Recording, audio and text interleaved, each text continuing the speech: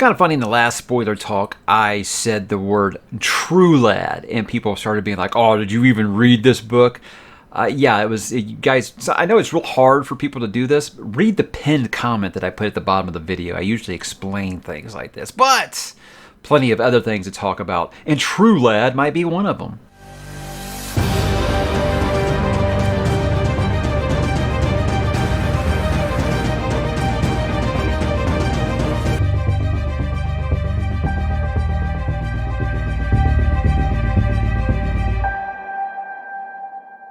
Hey, what's up, bookworms and bros lovers? Because this is very much a bros book, isn't it? We're back to talk a little Midnight Tides. This is going to be part 2 of my spoiler talk. We missed part 1. You can catch that right here, where I talk about the first 2 books within the book. This will be talking about books 3 and 4. I can't even remember what book 3 was called. Sorry, guys. I didn't take any notes on that.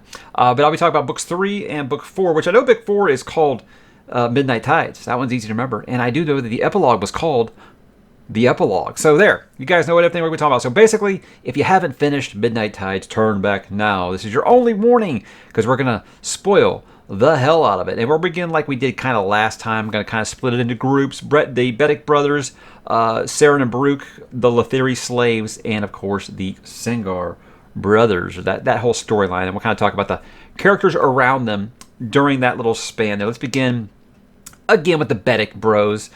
This one's going to be, I'm probably not going to be able to cover everything, guys, because, guys, I'll say right up front, this was a packed book. This was a packed book that I enjoyed very much. So if you're worried, oh, is Mike's going to be trashing this again? No, I enjoyed this book very, very much. So that's out of the bag here. But I know I'm not going to be able to cover everything, guys, because there's just so much to talk about. And honestly, not enough people watch these Malazan videos for me to justify a 30, 40-minute review. So here we go. I'm going to start with Bryce here. He's kind of the eyes inside the throne room this time, kind of as Lethari is burning, you know, it's kind of things. We kind of get the inside of the eternal domicile there is kind of figuring out what the feeling of the monarchy is there while all this chaos is happening around this. And it's not just that you see that the king starts to despair, but through the eyes of Bryce, you kind of see that Sita is starting to kind of lose his marbles a little bit, and we know how that ends now, obviously, but watching it happen in slow motion, it was kind of like, this isn't going to be good. So that's a nice little turn of events there. I kind of liked Bryce a lot in the first half. In this one, yeah, it ends better. I think that it does kind of like that lull where I said where he does kind of just take that role of just being like the eyes within the throne room. But I think the biggest surprise for me in this book, yes, even more so than Bug, which we'll get to, is that Turadal was actually the heir of this like big Lethari god, you know, that he had just been living among them the whole time. You're like thinking this guy is just like a gigolo, right? And it turns out, oh no, he's just like the god that we worship and pray to all the time. So that was interesting. And that's the thing about this is, I know some people, the veterans, like to say, oh, well, you couldn't see it coming because there was this hint here and this here. Look, I didn't even get that Karuli was Karul, okay? I'm not going to pick these things up. So I don't know about the hints with this, the hints with Bug, things like that. No, they're completely blindsided me. And that's what I like about reading, guys. I like to be surprised. I don't like to try to figure everything out. I don't like to be the smartest guy in the room. I just like to be along for the ride on these things. No, I didn't figure that out, but very cool. But that whole throne room fight there, it was just insane there. And the thing with Bryce there is he figures all the cool kids are doing it, so I'll just go ahead and beat Roulette in a fight, because apparently that's what Roulette does. Is he loses fight and he dies and he comes back for some more, right? So and he listens to whatever Udinaas tells him to do. But yeah, it just seems like everyone just kind of uses him for a pincushion in this book. But he slices him up real bad there, but you know, methodically, you know. But he decides not to kill him. I think it was Sita who actually told him, you know, do not kill him. Didn't really reference what it was to, and you kind of see this is what it is, because they've kind of figured out Roulette's just going to keep coming back if he dies. So he basically, you know, cuts him in all the right places where he's just a piece of meat that's just going to keep on living, but he's not going to die there. But then it really sucks as he decides to have like a celebratory drink, and what do you know? The wine is poison. I cannot choose the poison in front of you. Well, apparently the king did, because he's already dead, and now we see as Bryce is dying there. But you know what? He's ended the cycle with Roulette, right? No, Guardian comes and decides to show some mercy and puts Roulette out of his misery there, so the cycle will start again. And he carries Bryce off. I had some people ask why they didn't understand why Guardian did what he did, If he has an actual name, I guess I missed it. I'm just calling him Guardian for now. But to me, it was very clear that it was a mercy. It was a mercy. You know, he's asking people to kill him, and they won't do it because they know what's going on at this point. But to me, I looked at it as a mercy, not that the Guardian was being like a heel. I looked at it as he was being, merciful. So I don't know, but he carries Bryce off, and I assume that because no one stays dead in Malazan for long, I assume that he is going to be another Guardian of those forgotten gods or something. That's just my guess at this point. Some of the other people around him, Morok, dude, I just gotta say, you had one job, dude. You had one job: protect the prince, protect the queen. They both get captured, and he like pulls a groin or something like that, and he can't even fight.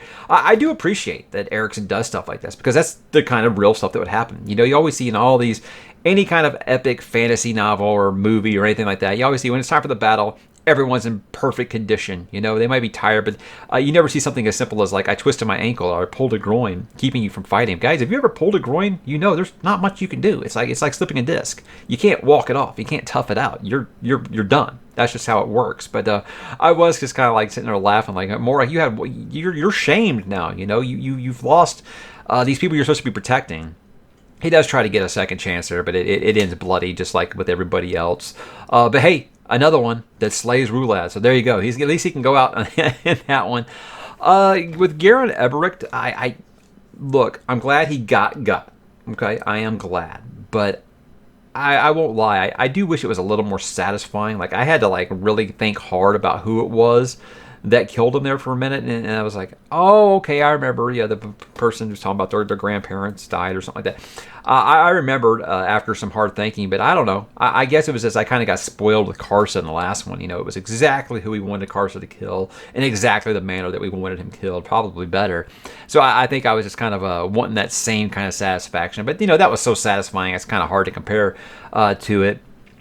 To Hull and the rat catcher stuff, I'm not gonna lie, guys, that stuff kind of fell pretty flat to me. I did warm up the bug quite a bit, and then the thing I told people that they misunderstood in that spoiler talking about one is, I never said I disliked their story. I just wasn't finding them as humorous as everyone else was. That's all. I think you can enjoy their story but not find the humor just like hilarious like everybody else was saying. I chuckled a couple times, so I mean there was that, but the whole story, it wasn't, and especially the rat catchers, it just wasn't really grabbing me. But you know, everything else in this book was. So there is that. But the bug revelation, that was excellent. I talked about the Turodol one being really good. The bug one is the one where people said that they kind of figured that out. I'm like, I don't know how, guys. You guys have eyes like a hawk. I guess you guys are rereading every sentence and catching every little hint here. Or maybe you're finding it in those epigraphs.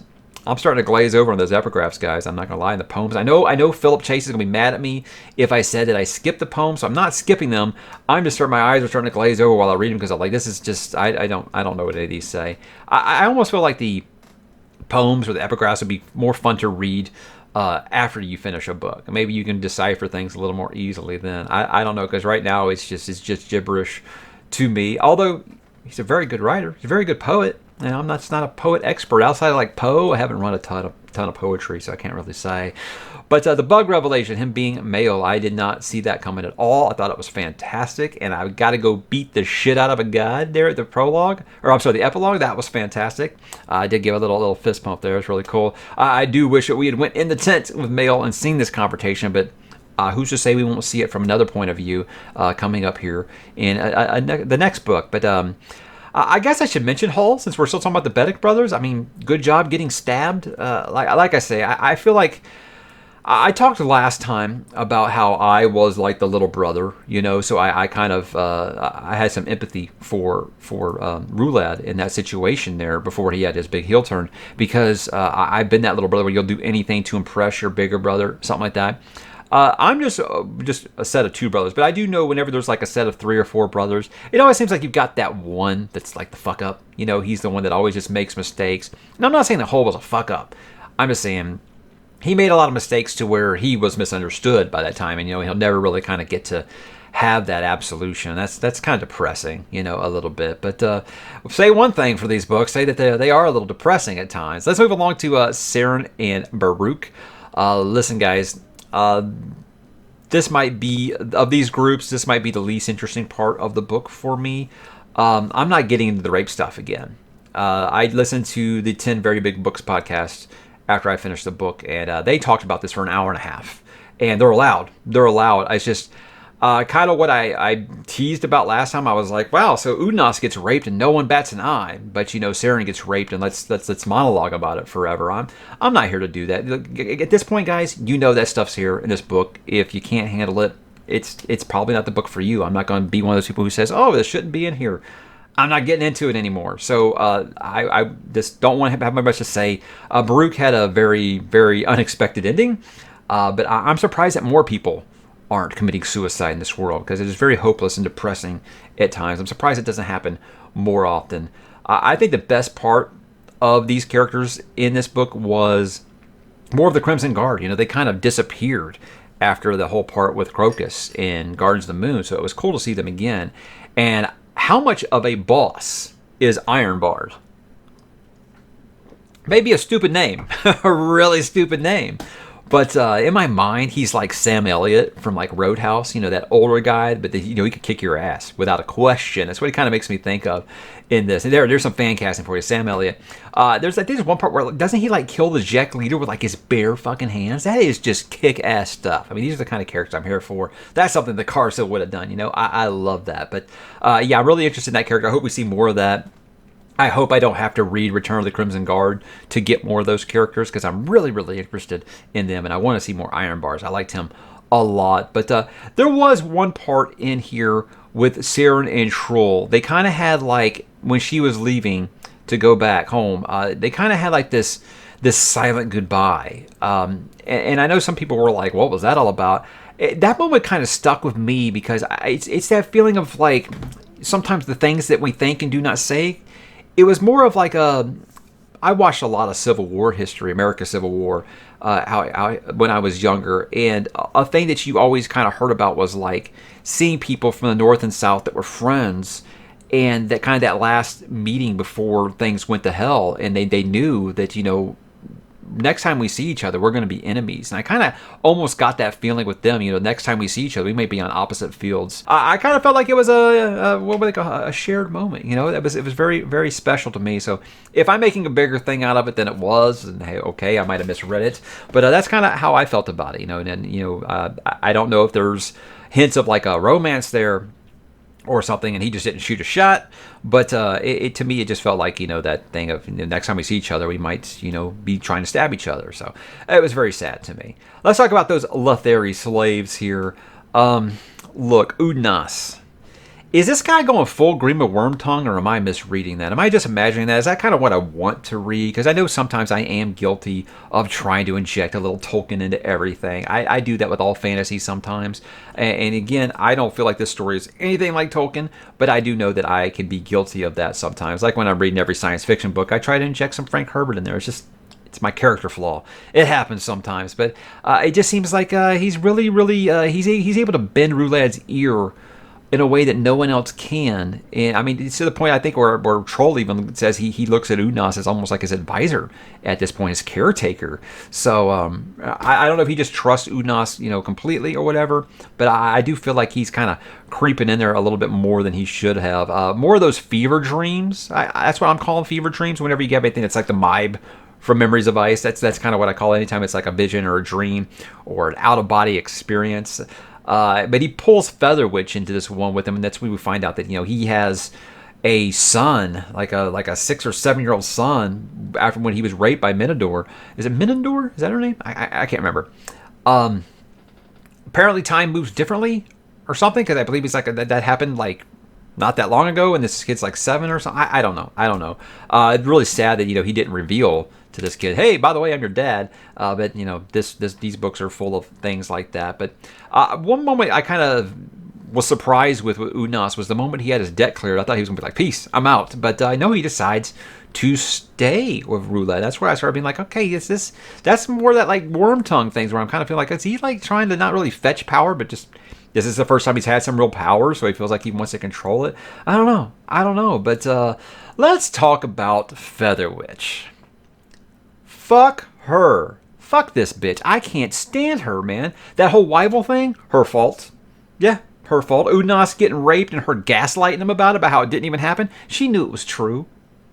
she pretty much frames Udinaas for Maya's death when she gives Maya Udinaas' knife there, and then later on she takes one of Bryce's fingers there in the throat. Yeah, she is up to no good. I don't like her. Can't stand her. I can't stand her. Yeah. So she raised the temperature levels a little bit here. I got a little angry at her more than once, but yeah, fuck her. I don't know what much more to say.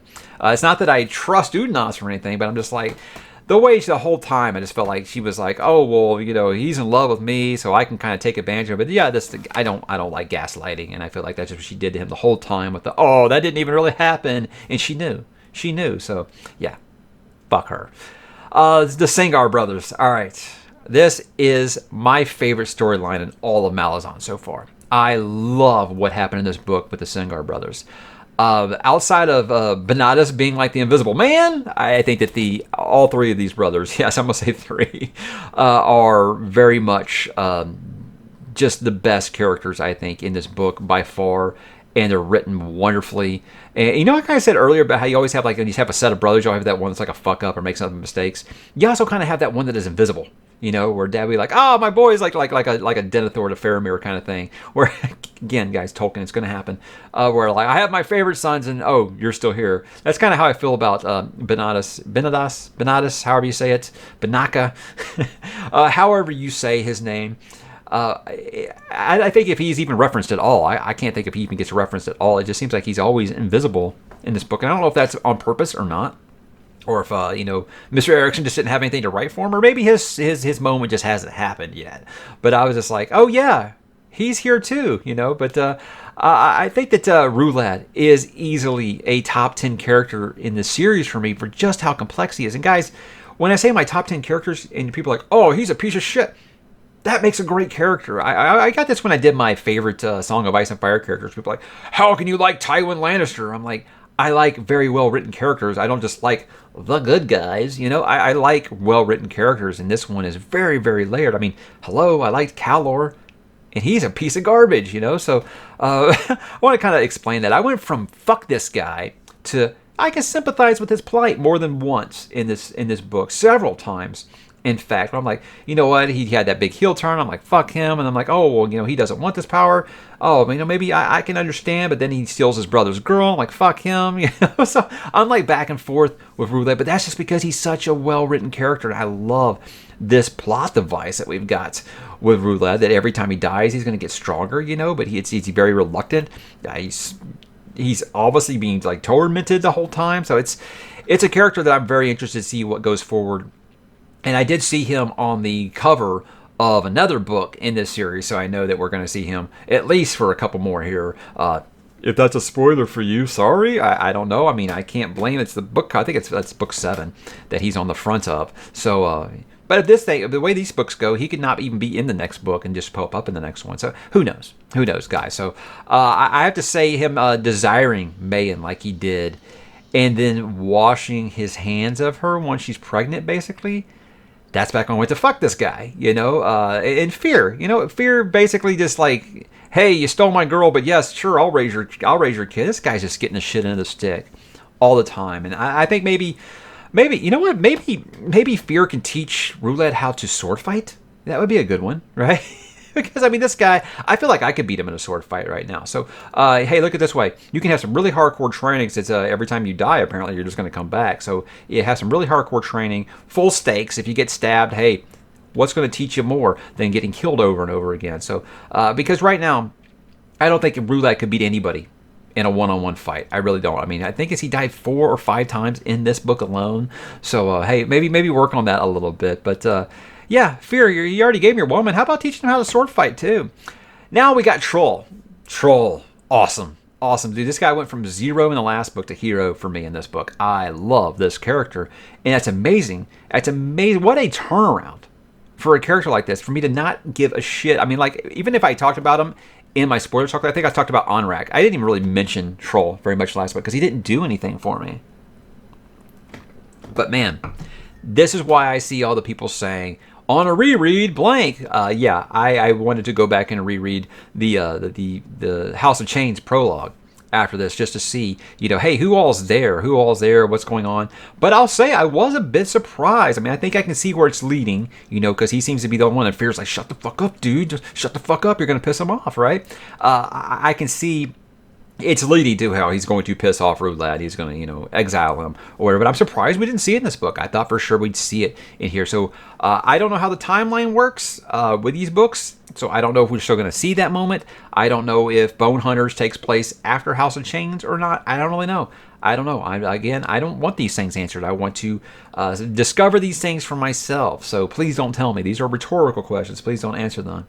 But the final throne room, guys, that final fight in the throne room, just awesome, intense stuff. I think that's the kind of stuff you'd see at like the end of a series, not the end of a book, even if this is the halfway point. A lot of people have kind of described these first 5 books as like a prologue, and the real story starts in book 6. Again, I don't know if that's something that people just say, to keep new readers going when they feel like they're going to quit, is they keep telling them, well, if you just get this far, then it really opens up. But I did peek at the dramatist for the next book, and I'm like, wow, I know 2/3 of these characters already, so that's exciting. And I know a lot of people have said that Bone Hunters is their favorite in the series, so I'm excited really to get there. But this throne room, I think Sita versus the Warlock King, just insane stuff. And that's the kind of thing like where you can imagine this in like a cinematic kind of display in your head. It's just epic stuff. And it did break my heart where Troll, I think Troll has to do the killing blow there because Sita is whooping that ass. And I believe he starts crying afterward. And your heart breaks for Troll in this book. The part where he says like he doesn't even know if he's part of this family anymore. It's just, oh man, it broke my heart. Hey, another part that I do want to talk about before I get to the end here is there is a moment where you have all the Troll brothers, the Sengar brothers together there, and they're kind of like having like a drink, and it's just like a really good moment.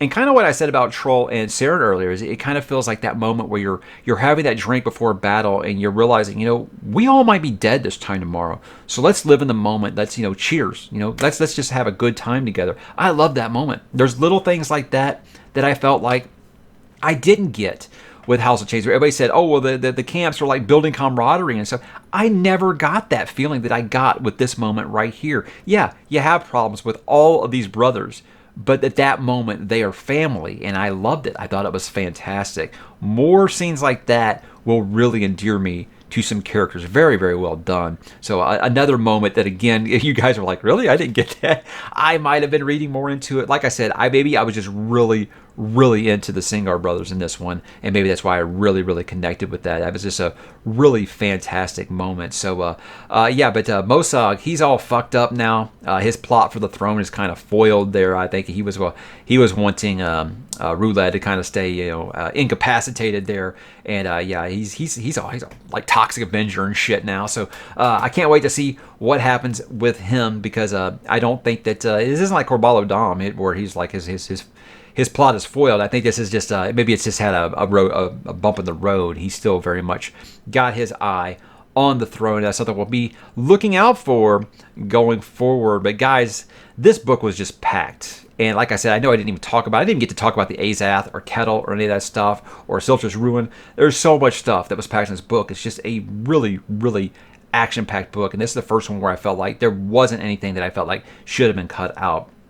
Yeah, some things like crashing the economy and stuff, that's just like, I work in finance, guys. I feel like I'm working when I read that kind of stuff. So but other than that, guys, I didn't have any problems with this. I felt like this was the book that this series needed. After I struggled so much with House of Chains, this really reinvigorated me the way that Dead House Gates did. And I'm not ready to put it above Dead House Gates yet, just because the ending of Dead House Gates still haunts me like 4 months later.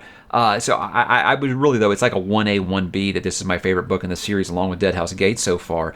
And like I said, the Sengar family story is it's my favorite thread in this whole series so far. And I hope he keeps it up. He doesn't just kill them all in the next book, So again, like I said, not that death matters in the same way, but I hope they stay, just plain mortals, because I would like to see more of them. But it's just amazing what he was able to do with this book, because I think the Tista Eater were like a race I just wasn't even really that interested in learning more about, or at least I didn't think I did until I read this. Now I'm like, forget the Tista, the Eater are way more interesting. So that's something, guys. I really thought, yeah, the Andy are awesome. The Eater are like, whatever. I don't have time for this. But yeah, very, very much am invested in that race and in that story now. And I've been told it's convergence time with Bone Hunters. We're going to get, all of those. How you've had like book 1 and 3 and book 2 and 4 and now 5 was like its own thing. I've heard we're going to have like convergence now with the series. So hopefully, guys, this is what I've been waiting for. So again, I hope you guys didn't depend on me to answer a bunch of questions for you. Like I said, I'm a noob just like you if you've only made it this far as well. So I'm not getting everything. I always say hit up my guy Iskar on his YouTube channel. Hit up AP Canavan. Hit up Philip Chase. They'll be able to answer any questions that you guys got that I was unable to do for you. But I think it's been unanimous on the server that just about everyone that's still on board for this read-along. And it's a very small warband compared to where we started in January, but we knew that was going to happen. But they all really, really enjoyed this book. So I'm very, very excited for what's going on. Because it's like you had so much dread on the Discord for the people that were still with me. God damn. August is a Malazan book month, and now they're like, man, I can't wait for October because Bone Hunters, so that's good. It feels like it's reinvigorated. We've got our second win now, and we're ready to go for the second half of the series, and I am very, very excited. So guys, what'd you think of Midnight Tides? Full spoilers below, drop in there and let me know, and we will talk with you there.